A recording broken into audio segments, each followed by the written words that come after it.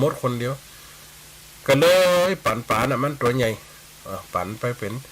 3 ส่วนเอามาแกงพบกับไปเหยื่อไปปั่นเฮือปีเฮือหนองบ้านหิมกิมไก่กันวันนาเปิ่นมีหยังเปิ้นก็เอามาให้เฮากินฮู้จบคนนั่นไปคนเห็นมาหมูไปกับไก่มาป่าไปกับจีนมาปั่นกันกินมันจบตีเดือนเดียวเป็นปีเป็นแรงเป็นจัดยังมีความรู้สึกดีๆต่อกันปอก็ได้ความน้องคบเหตุการณ์ปอก็ได้ถามว่าจะได้ไอ้ปลาที่ปอขึ้นไปได้กินเหมือนแต่เข้าปอ7-8 วันปะเนาะงงว่าจะเกินเดือนเอาแป้งส้มนะเนี่ยเอาแป้งส้มจีนมันนะเอาใส่ตู้ไว้เอาหัวกับกลางต้มให้ก่อนได้ขาบล่ะได้แหม2-3 วันกะได้ส้มได้เป็น10 ห่อวันละห่อได้เป็นครึ่งเดือนปอเป็นจะอันกระลุกแล้วไอ้คนลาแล้วเขาปอปาดตัวเดียวกินคนเดียวกับอิ่มคนเดียวค่านิ่มหูเนี่ยจะได้กับโกกปั่นแกงแล้วก็ยืนเฮ้ปีน้องๆบ้านหิงกิมไก่เปิ่นได้กินยาเปิ่นกับปั่นเองนะเนี่ยเปิ่นก็เอามาปั่นเอามาหมอบเปิ่นก็ยกเองเป็นอย่างเพราะว่าเขาได้เปิ่นก่อนเปิ่นก็เอามาตอบโอ้เป็นความคิดดีๆไม่ว่าลูกคนล่าในฉลาดมีความมีความเข้าใจในการวางแผนชีวิตเนี่ยเป็นปีนี้สุขครั้งที่2ก็คือเหมือนกับว่าปีน้องได้กินอันใดเฮาก็ได้กินอันใดของเขียมของหยักเพิ่นก็เอามาฝากให้ปันกินอยู่กันได้เนี่ยปันว่าสุขครั้งที่2ได้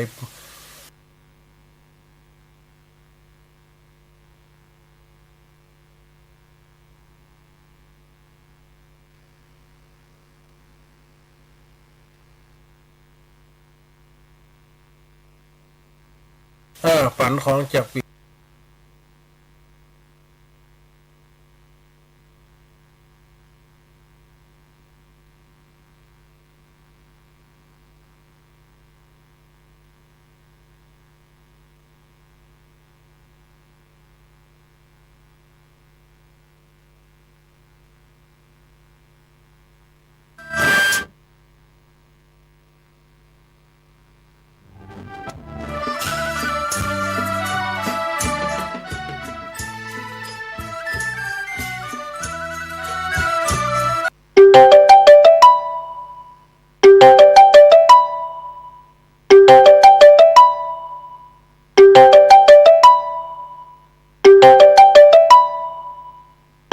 ไปตัวหนึ่งขนจะบีดคอออกแอกติ๊ก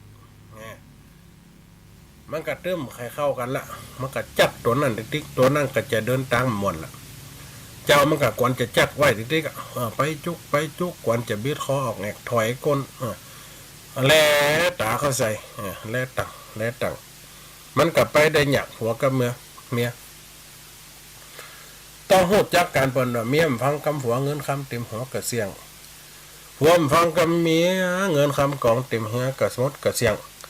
อันนี้ก็ย่อมจักมาเป็นตีผลสำเร็จในนาทีการงานและชีวิตและครอบครัวเอาขวัญมีครอบครัวที่ดีมีความสุขมีความรักษามีความสุขบ้านผ่านใจกับกูนอนกูเฝ้าและมีตีอยู่ตีเงินเป็นลักเป็นแหล่งเอาอุปมาเหมือนนกน้อยตัวน้อยบินเสาะหามันว่าได้กูกันแล้วมันก็มาเจอกันแปลงหางตัวผู้กลับมาเส้นตัวแม่กลับมาเส้นบินไปปิกเป็นหมื่นรอบแสนรอบแปลงหางไหวสารหางไหวจนพอได้อยู่ได้นอนมีอยู่บนกอนลูกเต่าได้นอนจักเกิดมาวันน่ะมันมีสิ่งตีสุขสำรันใจและอบอุ่นอยู่ในตนตัวของมันนี่เป็นว่าสุขได้อยู่เงินงามและมีกูนอนติดอยู่เฝ้าตีดีเนี่ยมีความฮักกันดูแลกันใส่ใจใส่กันบัดทอดบัดทิ้งบัดเอาเป็นคันทุละดูแลกันพอก้อยกันสิ่งนั้นก็เงี่ยมจักดีนี่เรียกว่ามีฐานะมีครอบครัวมีความสุขความบานกับลูกกับเต่ากับเมียกับผัวมีบ้านเคหสถานที่ดี ย่อมบังเกิดในสิ่งที่ดีนี่วันละสุขครั้งที่สามสุขครั้งที่สี่คือมีลูกเต่าสอนว่าอยู่ถ้อยวาตาได้สอนว่าอยู่ถ้อยฟังกรรมก็คืออันใดสอนอันใดลูกกับเต่ากับฟังเป็นสารณะที่เปิงได้หู้จักการหู้จักงานนักเบาเอาสู่ป่อเนี่ยได้แม่อย่าได้ลูกติดตามโลกกับบลดบละหัวเพราะว่าเป็นป่อแม่ติดได้พอเฝ้ามาก่อนดูแลกันมาก่อนบละบัดทิ้งบอกวางสอนลูกลูกเจรจาต่อลูกแนะนำต่อลูกชี้ทางให้ลูกกับฟังกรรมเดินทางโดยสิ่งที่พ่อแม่ขีดและวาดฝันไว้ให้ลูกก็สามารถเดินได้ไปได้พิจารณาได้นี่เพราะว่าหยังมีลูกเต้าสอนอยู่ทางฟังกรรมพ่อแม่กำทุกใจแล้วลูกมีความสุขไปอวดได้บันไดบันเหนือมีเงินเป็นล้านมีคำเป็นแสนมาเต่าก็มีลูกเต้าที่หักแปงได้ฟอเฝ้านี่สอนอยู่ทอยฟังกรรมมันจะเหมือนกับไก่ปีใหม่เปลี่ยนพศนี่ไก่ปีใหม่เปลี่ยนพศลูกเต้าหลานเขาจะกลับมาละบางคนก็รับกลับมามาหาป่อหาแม่หาอุ้ยหาตาหายายหาปู่หายาคนตีเคยพอเฝ้าดูแลจากกันมาก่อนดูกันมาก่อนเขาปิกมาคนเท่าก็จะมีความสุขคนเท่าก็จะมีความหวานใจอยู่ทั้งใดก็มีความสุขถ้าว่าลูกเต้าสอนถอยฟังกรรมเลี้ยงม้ามันใหญ่กองหือใหญ่มาแล้วเป็นงูเห่างูจ่องงูไซมาเป็นหมาบอกที่เขาจะคบจะกัดจะทำร้ายพ่อแม่และทรัพย์สินอันนี้ก็ย่อมป้าให้เกิดความทุกข์อกทุกข์ใจทุกข์อกทุกข์ใจพ่อแม่ก็จะมีความน้อยอกมองใจน้อยอกมองใจอยู่ในสถานะที่ว่าต้องทุกข์ทนทรมานกับลูกกับเต่าเราหอมพ่อเท้าหน้าหนาวได้ฟังฟื้นดังไฟดึงเข้าคนเดียวเผาตีนเผามือนี่เผาตีนเผามือหากินกับตัวเก่าลูกเต้ามีไหนไปอยู่ตั้งใดกำไข่กลับมาดูแลพ่อสอนอยู่โดยฟังกรรมเหมือนกับป่าล้านหนีออกจากน้ำวังใหญ่เคยอาศัยติดพ่อแม่ได้เลี้ยงได้ดูเพื่อความสุขความบานเพื่อความเย็นเพื่อความอยู่เป็นสุขแต่ลูกเต้าได้ดีแล้วหลวดลืมพ่อแม่เนี่ยมีลูกเต้าสอนแล้วอยู่ถ้อยวัดตาจะมีความสุขถ้าสอนอยู่ถ้อยฟังกรรมพ่อแม่ก็จะมีความทุกข์เนี่ยอย่างคนเท่าน่ะบันหลัวฮักหลัวคนเดียวถามว่ายายอยู่ด้วยไผลูกไม่กี่คนแม่อยู่คนเดียวอันทันลูกล้มมีไหนแต่ก่อนก็อยู่ด้วยกันเนี่ยเขาไปได้ดีไปทำงานตั้งไตตั้งละกรุงเทพกรุงไทยต่างประเทศแล้วก็เริ่มขายปิกมาละได้ดีมีหอบคว้าปุ่นเมินมาเตือใหม่ๆกับโทรหาเมินมองคนเขาใครโทรละแม่กับเท่าตากำดีงมสวมมีเงินซื้อปัญญาซื้อแก๊สซื้ออย่างวะไปฮักไม่ฮักหลัวตามแคมตาแคมตังขอเศษไม่เศษดอกตามจะบันตองมาหนึ่งเขาหงแกงเผาตีนเผามือคนเดียวเผาตากับมัวกับฟางเนี่ยผมตุกเกิดบังเกิดขึ้นนั้นเนี่ยพ่อลูกมาอยู่ถ้อยฟังกรรมมานำปลาสึงความสุขมาให้ป่อและแม่เท่าไปวันหนึ่งแม่จะอยู่กับเจ้าได้แหมเหมือนตัวใดนี่เนี่ยมันปลายปีเนี่ยใครจะมาบางคนกับมาบางคนกับมานี่อย่างคำจ้อยที่อาตมาได้เขียนหน่อยเพิ่นว่าเลี้ยงโลกไว้อุ่นใจแอบแฝงเมื่อแม่ลุยแหลงชาลาแก่เท่าโบตาเฮ้ยแม่หวังเปิ้งเจ้า ช่วยบรรเทาเพื่อกำโลกเหยียบลาปานีลาน้องน้ำแม่ชีวิตเกิดมาไปอยู่ตูโชคอนโดหลูลาลืมบวกน้องนาเมื่อข้างก่อนต้นชีวิตบันปลายแม่บ่ไม้สนละเหเววนข้ามเจ้าจำเป็นซอ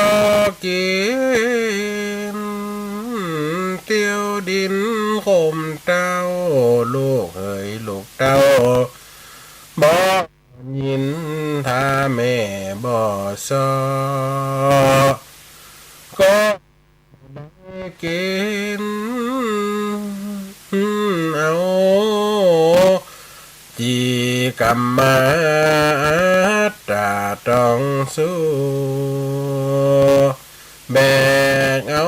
ห้ามเอาจนสองบาลูโลกบ่อินดู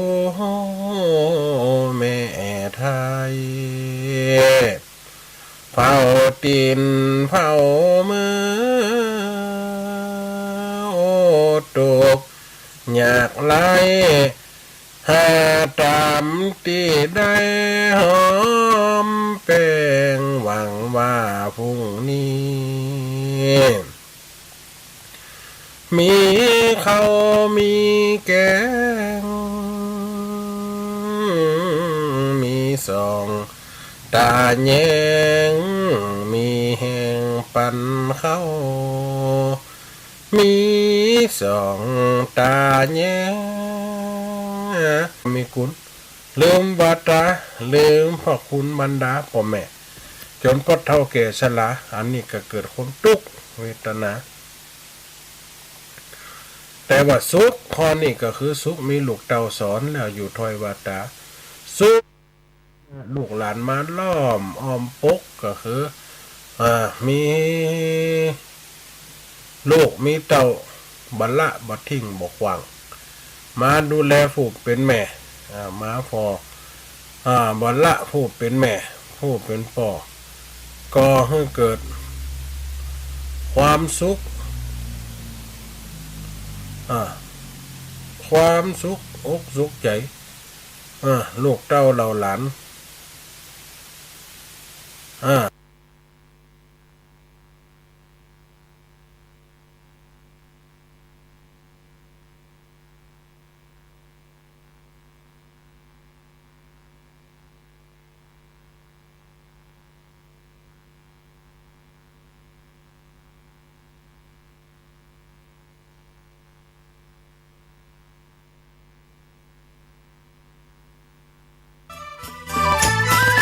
นี่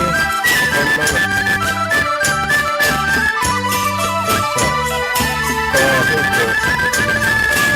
ความสุขความสุขอกสุขใจลูกเต้าเราหลาน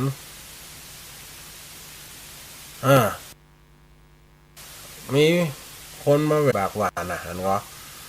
บางคนกินยาหลายปากก็บ่หายอายุ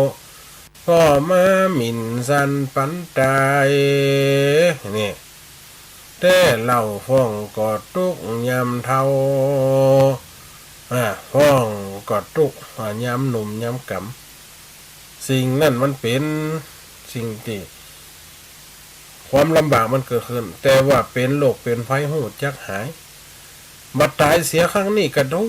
หน้าบุญขนาดเพราะว่าหยังหน้าบุญคนเฮาเป็นโรคหูจักหายปนดากินก้องหายตายก้องใจบ่มีความวิตกกังวลไปฝ่องกับไปหาหมอจ้องโหหายเป็นได้กับเป็นได้ไปหาตึงหมอไสยศาสตร์ไปหาตึงหมอวิทยาศาสตร์ เอายาปากได้มากินกำถูกต้องลวดตายไปเฮียอันนี้มันก็ย่อมจักปลาหึงหันเป็นโรคเป็นไฟมันก็ย่อมจักหือหายอันนั้นเป็นห้องเป็นบุญอันนั้นก็ย่อมเป็นบุญคือตีมาคือความสุขเป็นแล้วหูหอมหูหายเป็นแล้วหูไม้หูแขนบัดทุกท่าทุกโถกทุกในโลกสงสารทุกแล้วมันมีความสุขบานมันก็ย่อมจักมีความสุขความบานนั่น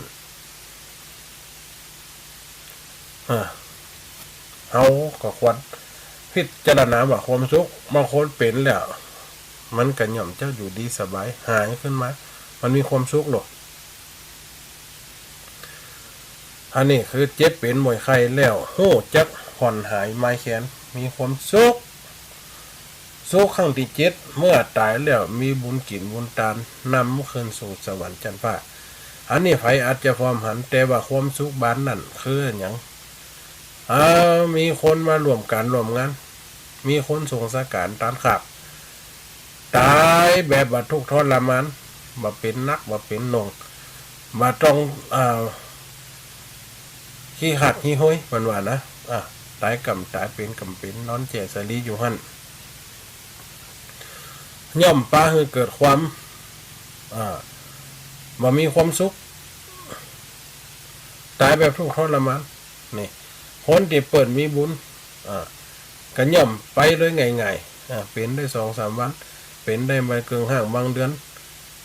มาเป็นทุกข์เป็นยากกับคนอยู่ตั้งหลังปัญหาว่าคนมีบุญก็ย่อมมีบุญเนี่ยคนเฮาบุญมันเกิดขึ้นกับตัวเมื่ออยู่ก็เป็นสุขไปก็เป็นสุขมีความสุขกายสุขใจสุขในตั้งเมืองคนและเมืองฟ้าสุขมาจากหน้าล้านนี้เนี่ยคือความสุขของคนเฮาสุขในคนเฮามีความสุขกายสุขใจอยู่ก็เป็นสุขไปก็เป็นสุขคือความสมบูรณ์ผลวันละเสียยังความว่าเป็นความสุขนี่ได้นี่คือเฮามีฐานะที่ดีเป็นหัวหน้าที่ดีเป็นความสุขที่ดีเป็นคนที่มีความเป็นไปแห่งมนุษย์ที่บ่ต้องเดือดร้อนร้อนใจมีความสุขอยู่ไปวันๆนี่คือความสุข7อย่างมันต่างจากความทุกข์ที่ได้ว่าไปเมื่อติดก่อนสัปดาห์ก่อน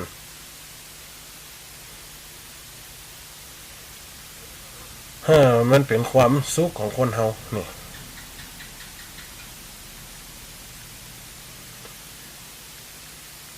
มันเป็นความสุขของเขาจะไปละกองบุญไว้ละกองบุญกองกุศลก็จะย่อมมีความสุขเนี่ยมันจะนำพาเฮาไปเมื่อเขาเกิดเป็นคนในจันนี่เขาสร้างบุญสร้างกุศลสร้างผลบุญทานไว้แล้วเมื่อเขาในการข้างหน้าเขาก็มีความสุขกับมันเมื่อเขาไปเสวยสุขบนสวรรค์เมื่อจบจากสวรรค์ลงมาความสุขหรือว่าผลบุญมันหมดลงมันก็ส่งย่นขึ้นมาในเกิดเป็นตีดีมีฐานะมีครอบครัวมีความสุขมีความเป็นเอกเทศเป็นสะข่วยเศรษฐีมีฐานะในปัญหาว่าสุขในกันอยู่ในทรัพย์ล่ะสุขกับอันก็คือมีโรคภัยไข้เจ็บมีโรคเต้าสืบแดนตระกูลมันก็ย่อมยากคนเฮาอยู่ในกองแห่งสิ่งวันนี้เนี่ยที่อีปออีแม่ได้ฟังวันนี้ได้มามาจ๋าเรื่อง7ทุกข์7สุขวันนั้นเรื่องทุกข์วันนี้เรื่องสุขในหาเรื่องสุขสุขโขปุญญาสาโอจโยการสั่งสมบุญถึงนำความสุขมาให้เนี่ยเขากำมันกินมันสร้างมันตานไปคนเฮาบัลละเสียยังความเป็นมนุษย์ที่มีศีลธรรมไม่ทำผิดสิ่งใดๆทำให้เกิดใจในมนุษย์ให้ความเป็นไปซึ่งความเสื่อมถ้าเขาเปลี่ยนไปในทางของความเสื่อมในทางที่ไม่ดีสิ่งนั้นก็ย่อมจะพาเรา ไปในอำนาจแห่งทุกข์ที่ได้ว่าไปถ้าเฮาทำดีก็จิตก็จะเข้ามันอยู่อำนาจแห่งสุขตามที่เฮาได้ฮู้ได้หันหลายๆตีหลายๆครั้งหลายๆหนหลายๆคนนี่เปรียบเทียบบางคนบางคนเนี่ยเกิดมาฐานะของเขาผสมดังที่คิด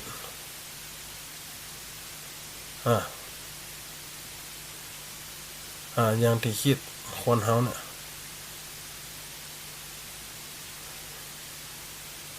่ยชีวิตคนเฮาขยำจะเป็นกองแห่งที่เขาจะได้สร้างตัวเก่าเป็นไปด้วยความถูกต้องแห่งศีลธรรมเขาบัลละเสียยังความที่จะเป็นมนุษย์ในตั้งอยู่ในคนงานความดีถ้าคนเขายังไปคล้องแวะหรือว่าไปนักหน่วงกับสิ่งที่เป็นในความที่เป็นกองแห่งทุกคนเขาก็จะอยู่กับความทุกข์ของมันอย่างจิตใจคนเขาขุ่นมัวจิตใจคนเขาก็มัวดำเหมือนเปรียบเสมือนว่าหมากี่นอนกวยฐานบ่ฮู้จักศาสนาบ่ฮู้จักวัดบ่ฮู้จักว่าบ่ฮู้จักคุณงามความดีมามืดแล้วก็ไปมืดเปิ้นต้องมามืดไปสว่างนี่ถ้ามามืดแล้วไปเหมือนได้อย่างสักอย่างจิตใจคนเขากระตกอยู่ในห่วงแห่งอันนั้นอย่างที่จิตใจคนเขาบาถึงในความที่จะมีความสุขได้นี่วันนี้ชั่วโมงแรกเขาได้โอกันเรื่องนี้บรรยายเรื่องนี้เบื้องหนึ่งพระอาจารย์มหาสมศักดิ์ต่อทำชั่วโมงหนึ่งและในชั่วโมงที่2เขาจะมาปะอาตมาภาพเป็นชั่วโมงหนึ่งประมาณ2 ทุ่มอันนั้นก็จะอู้เรื่องควาย3เขามันจบไปนะต่อบรรดาอีบอยแม่ตีล้อฟังแต่ว่ากับฟังกันมานกรรมนี่ก็คือความสุขในการฟังความสุขในการฟังเนี่ยเขาขยับหาได้บางคนหาความสุขได้เสียเลยพอเกิดมามีกับความตุกในตัวของตัวตุกทะตุกโถกตุกในตุกสงสารตุกมาเคยสุขบันตุกกันหนำกันเข้าตุกบ่มีอย่างมาเป็นรักอยู่เฝ้าเฮียนใจตุกบ่ปีมีบ่มีปีบ่มีน้องตุกอกตุกใจตุกบ่มีผ้าหนุ่งผ้าใบฟัดถาหนุ่งยองตุกจนพ่อผอมตุกจนพ่อดองตุกตามเดียวกองชีวิตตุกแล้วตุกแหมตุกนั่นน่ะอย่ามาตุกแหมตุกว่าบางคนก็สุกมีข้าวกินสุกมีแผ่นดินย่ำสุกมีคนติดปันกั่มพอเผื่อแผ่อันนี้เขาว่าสุกในตัวเขาสร้างได้แปลได้เหมือนกันนี่ปล่อยอีแม่ได้ฟังนี่ปล่อยอีแม่ได้ฟังที่ได้เอามาสาธยายให้ฟังได้มาสาธยายให้ฟังมันก็เลยเป็นกองแห่งความที่เข้าใจในหลักธรรมเป็นอย่างรักธรรมรักใจสิ่งนั้นมันจักได้ตามความประสงค์เฮาบ่ละบ่ลืมบ่หลงในสิ่งที่เป็นความที่เป็นมนุษย์เนาะนี่ปล่อยแม่ได้ฟังในชั่วโมงนี้อาจจะมีการโอจาตั้งสายหน้าไม้ก็ได้เพราะว่าเดี๋ยวจะปะกันแหมชั่วโมงหนึ่งก่อนเอากับเป็นการในบรรยายหรือว่าอูไปบางคนกับใครอูฟังมาหลายครั้งมันโอกาสมันอูน้อยในวันนี้จะได้เข้า2 ชั่วโมงก็เลยจะมีโอกาสทั้งอีปล่อยแม่ได้โทรอูกันยาวๆได้พอนะบางคนกับใครอูใครจ๋าใครถามปัญหา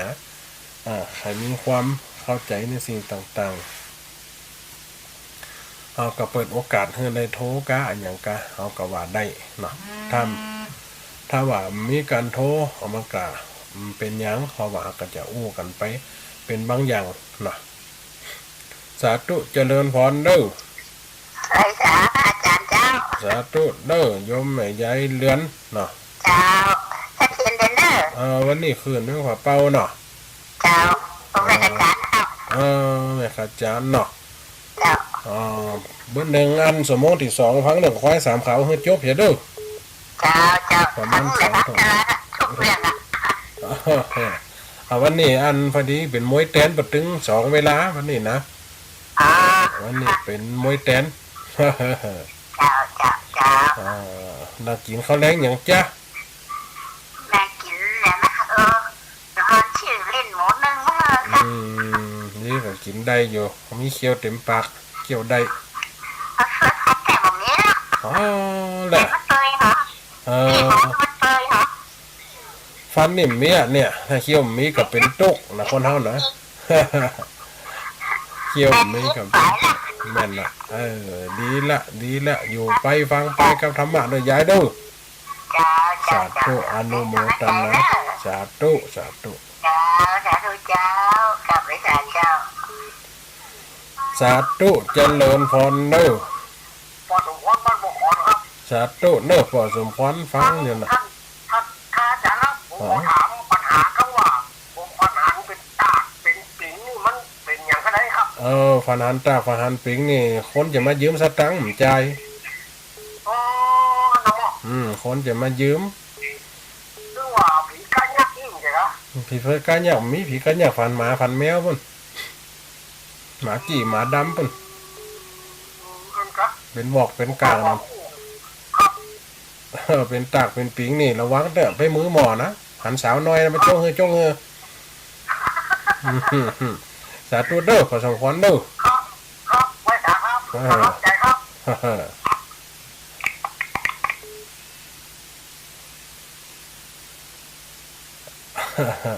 ถ้าเหลี่ยงกำฝันนี่ถาม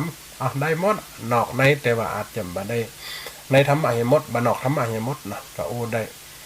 อาตมาภาพนี่ก็ได้ลักษณะถ้าว่าการทำการเฮียนนี่ก็หลายด้านอยู่เฮียนเอาไว้ศึกษาเนาะเพื่อแก้ปัญหาชีวิตคนเฮาความสุขความทุกข์เหมือนกันบางคนก็ทุกข์ในเรื่องครอบครัวบางคนก็ทุกข์ในเรื่องฐานะการกินเพิ่นมาปรึกษาก็ต้องมีแนวทางมีธรรมะเอาปลอบประโลมให้เตือนระวังเป็นอย่างไปตอบกำปั้นทุบดินเห็นหมด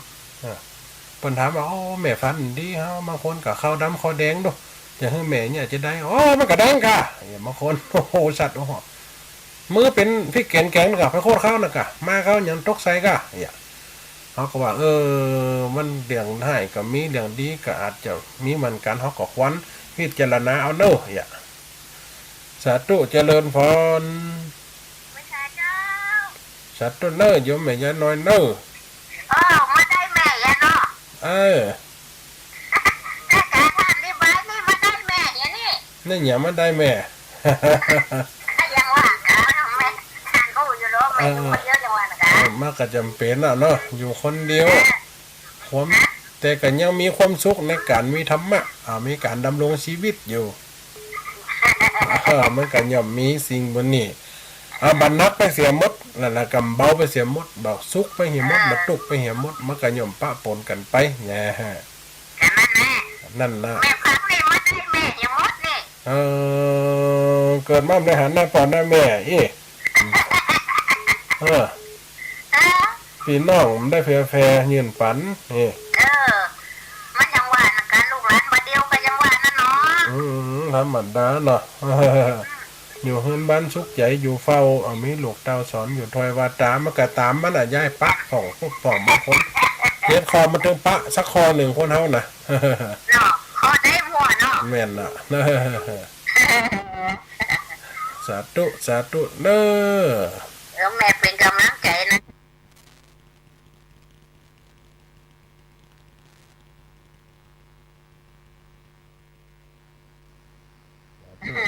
เนี่ยคนบอกมีลูกอ่ะท่านเอ้ยเนี่ยจะได้มันมันมี2อย่างนั้นถ้าว่าทางพุทธศาสนาบุคคลที่ไม่มีบุตรและบุคคลที่มีบุตรบางคนที่มีลูกเนาะบางคนที่มีลูกเกิดมาค่ำมาเขแสดงว่าเขาไปเป็นหนี้เขาจัดก่อนเขามาต้วยซับซ้ำคำเขาได้เป็นลูกที่ดีเกื้อกูลส่งเสริมพ่อแม่แสดงว่าเขาได้ทำบุญรวมกันมาได้มาส่งเสริมกันบางคนที่ไม่มีบุตรพ่อเขามีบาปมีกรรมกับไผเป็นว่านะใครก็เลยมาต้วยหาเขาก็ไม่ได้ไปต้วยหาไผก็ต้องอยู่คนเดียวตามฐานะสร้างบุญไปอันนี้เรียกว่าในทางพุทธศาสนาเป็นกะจี้ว่าจะอันน่ะย้ายบุญไหนกะตึ้งหันน่ะเนาะแม่นเนาะถึงวันนี้บุญเลี้ยงถึงวันนี้นั่นน่ะบุญอย่างเดียวถ้ามีบุญกับคนนอนเย็น ว่าน่ะว่าเดี๋ยวนี้มันจะได้ยังท่านบาปกระบุญน่ะตัวไว้อ่ะ แม่นบุญกับบาปหาบกันไปทุกสายหญิง สาธุสาธุเด้อ เจ้า สาธุเจริญพร เจ้ากลับไหว้สาได้ท่านพระอาจารย์เจ้า สาธุเด้อโยมแม่เด้อ แก้ววันศิลพรสิเตี้ยมันโฮงละปุ่นเด้อ สาธุ โอ้ เด้อ ติดตามอยู่ควายสามเขาจะออกตอน 2 ทุ่ม เรื่องกำกับเจ้า 2 ทุ่มหามกำเพราะว่าอัน4 ชั่วโมงเนี่ยมีไผเข้า ก็เลยปั่นคน2 ชั่วโมงกับพระอาจารย์มหาสมชาติ เจ้าโอ้โหดูจ้างฟังเด้อแม่จุกเตี้ยวกับอายุ80ปลายแล้ว โอ้ เราอยู่โดยนี่เป็นลูกแม่หญิงสบายสบาย 80ปลายแล้วกันเนี่ยอ๋อ เจ้า80ปลายแล้วเจ้า นึกว่าประมาณสัก60ปลายนะฟังกูเตี่ยเนาะก็ไม่ได้ถามกันสักเตือ 80ปลาย80ปลายแล้ สาธุเด้ ว ออนุโมทนาอายุยืน ลูกเต็มบ้านหลานเต็มเมืองแล้วเจ้า เราบ่มีสิ่งหลก แว ให้ ด ใค ห ร น้า คิด แวดหลังแล้วเจ้า สาธุเนิ่นเนี่ยวันห้อง เจ้า ว่าจะตาคนเฮา ลูก เห ก มื รุ อน งเท กัน พเพิ่นมาก่อนเวลา เพราะว่ามาตอนแต่ปลายปุ้นรถมันจะติดอีก อ๋อแม่น มาปู่ย่าตายายนี่เจ้า สา เขา ธุ ก็ สา มีควา ธุ ม เนิ่ สุ น ขนะเจ้า แม่นน่ะนะสาธุเนิ่นโยมแม่เนิ่น เรากลับไหว้สาด้วยท่านพระอาจารย์ติดตามตลอดนะเจ้า สาธุเจริญพร ไหว้สาเจ้าท่านอาจารย์เจ้า สาธุเนิ่นโยมแม่เนิ่มได้โทรหากันเมื่อนั้นเนาะโยมแม่วิน เจ้า วันนี้ไว้แตนกับเจ้า วันนี้มวยแตนนี่แหมมวยแตน2 ชั่วโมงนะเดี๋ยวก็จะพักนี่ชั่วโมงนึงก็ไปอาบน้ำอาบหนองมาก็จะเข้าชั่วโมงที่2ก็อันเกี่ยวกับควายสามเขาคือมันจบเนาะ เจ้ากับว่านอยู่เน้องพันอาจารย์ อันนี้บรรทำบรรยาย ยิมจักไก่เจ้าพันไว้การพันหมักนี่นะ แน่นนะแม่นนะมันก็ฟัง เจ้าโอ้พันมา18 ปีแล้วเจ้า โอ้อนุโมทนาเนี่ยปนว่าคนเฮาบุญสัมพันธ์กัน ปี53เป็นมาละ บุญสัมพันธ์ก็ย่อมได้กับสิ่งที่เราคิดและตั้งใจบุญไทยนำไปถึงความสุขเนี่ย เจ้า สา ให้ ธุ กำลังใจอาจารย์นะเจ้า สาธุเด้อโยมแม่เด้อ เจ้าไว้สาเจ้า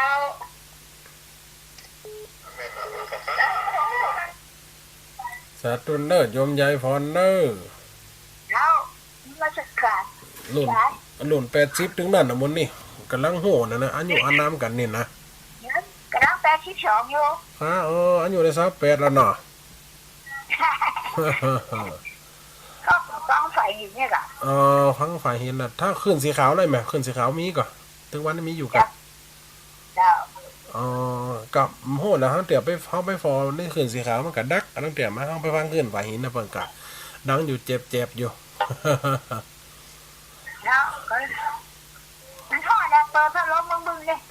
น่าน่ะถ้าอยู่ในถิ่นเจริญสมัยเพราะว่ารถหนักสมัยมันก็อ่านเปิ้นฮ้อกอดขาบอดมันหนักมันก็ย่ำฮ้อนอยู่ก็สิจะฮ้อนอยู่ย้ายวันนี้นะสีจะอันเหมือนกับเป็นฟ้าเป็นเมฆก็ฝนจะตกอ่ะ ผลว่านั่นเนาะก็จบ เขากำตก มันทอดนะ สาธุเด้อยายเด้อ อ๋อมาสักการเจ้าอยู่ดีไม่ชุกเด้อ สาธุเด้อ เจ้า แต่ละท่านแต่ละคนแต่ละหลายเนาะกันเนี่ยความสุขเอามาแชร์ชีวิตแชร์ประสบการณ์แชร์ในความดีความเป็นตั้งอยู่ในการเป็นมนุษย์ประเมินกันสักคนบางคนก็มีบุตรบางคนก็ไม่มีบุตรบางคนมีคู่ครองแต่เขาตายจากไปเสียจากไปก็มีบางคนก็พ่อแม่ตายไปย่ำน้อยก็มีละหึงอยู่กับปุตตานั่นลูกพ่ออาเลี้ยงเอาเนี่ยมันก็ย่อมจะผันแปรไปตามกันอีกแม่คนเฮาน่ะจะเอาอย่างกับมาจีรังในการเป็นมนุษย์เฮาคิดว่าเฮามีอำนาจมีศักดิ์ศรีมีอันอย่างที่เด่นหรือว่ามีอำนาจกว่าคนอื่นแต่สุดท้ายมาเฮาก็ย่อมแพ้แต่อำนาจมัจจุราช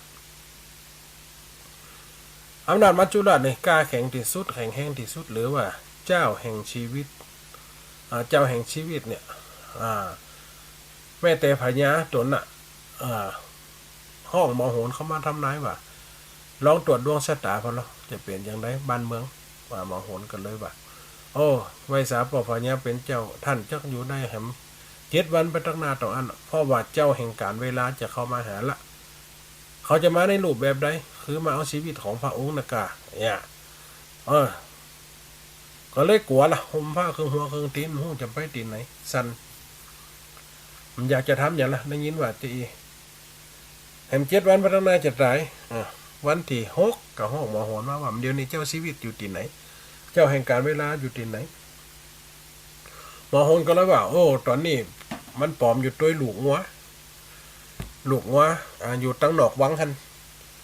พญาจนตัวเนี่ยก็เลยสั่งคนตั้งหลายเอาลูกงัวไปฆ่าหมดนี่ละตกวันที่5ถามให้มั้นี่ตกวันที่5ถามให้ลำเดียวนี่เจ้าแห่งการเวลาอยู่ที่ไหนที่จะมาเอาชีวิตเขาโอ้เดี๋ยวนี้ปะปนกันไปละปะปนกันไปอยู่กับลูกหมูลูกหมูในบ้านในเมืองเนี่ย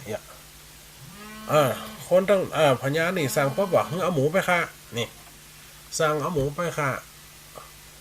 วนเวียนอยู่กับอันนี้แฮมวนเวียนอยู่กับความกลัวนี่ก่อนมีสายเข้าสาธุเจริญพรไหว้จ้าท่านอาจารย์เจ้าสาธุโยมแม่ เก้าทีนะคะนักอาจารย์เด้อไม่ลายเจ้าไม่ร้ายเนาะแม่เนาะเดี๋ยวอันเอาฟังอยู่เด้อสาธุสาธุเขาก็จะต้องตลอดเนาะเบิ่นเองท้อรอฟังต่อนะภาษาเนาะแม่เด้อจ้าก็ไปฟังต่อเนาะสาธุเบิ่นเองจะได้ฟังต่อนะภาษาละอาจารย์เจ้าถึงวางใจเนาะสาธุเด้อเจ้าอาจารย์เจ้าสาธุนะตามแม่อาจารย์นะโอ้ถึงว่าเจ้าชีวิตเจ้าแห่งการเวลาก็เลยว่าป้าปนอยู่ด้วยลูกหมูกับฆ่าลูกหมูกับนั่นเจ้าการชีวิตอยู่ที่ไหนไปป้าปนอยู่กับลูกแปะ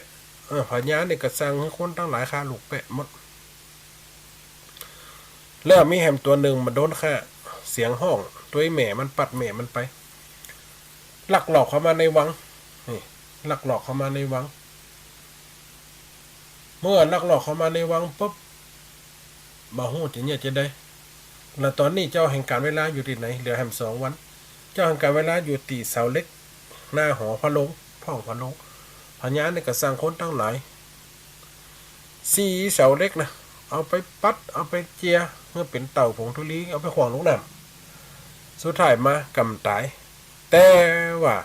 เอาไปขวางลงน้ำปุ๊บป่าไปกิน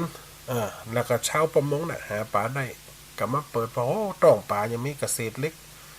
เอาไปฮือเมียก็ไว้ฮือผัวเพราะผัวเป็นพันป่าก็เอาขี้เล็กน่ะมาปามคล้ายๆเหมือนกับแป้งกำผายนั่นเนาะ